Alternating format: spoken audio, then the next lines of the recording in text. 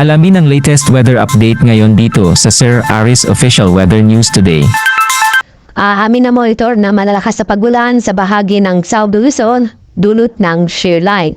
Ito yung boundary line pagitan ng malamig na hangin at mainit na hangin. Kasalukuyan, makakapanahulap na sasakupan ang malaking bahagi ng Southern Luzon. Ang lamihan o northeast monsoon ay patuloy pa rin umiiral sa malaking bahagi ng Luzon. Sa banda po, wala po tayo na monitor na low pressure area o bagyo sa loob ng ating Philippine Area of Responsibility at yun din po sa parte ng Dagat Pasipiko.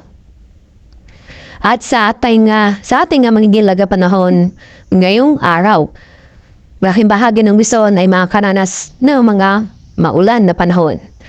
Karakilat na pagbulan at thunderstorm na maranasan dito sa Metro Manila, ganun din sa Cagayan Valley, Cordillera, Central Luzon, Calabar Luzon, ganun din sa Bicol Region, sa mga lalawigan ng Marinduque, Romblon, Oriental Mindoro, Occidental Mindoro, at kasama na rin ang Eastern Visayas. Samantala, sa lalabing bahagi ng ating bansa ay makaranas ng medyo magandang panahon kung saan ay magiging bahagyang maulap hanggang sa maulap ang kalangitan, maliban sa mga isolated na mga pagulan dulot ng thunderstorm.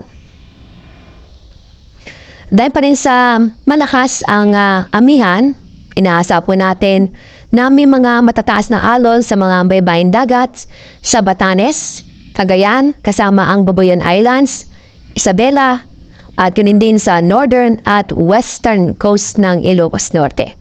Kaya paalala sa mga kababayan po natin na huwag muna pumalaot sa mga lugar nito dahil sa matataas na alon.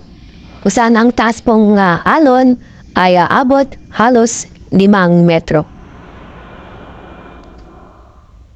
Ang araw po sikat mula pong 6:18 ng umaga, ang araw nilubog sa ganap na 5:34 ng hapon.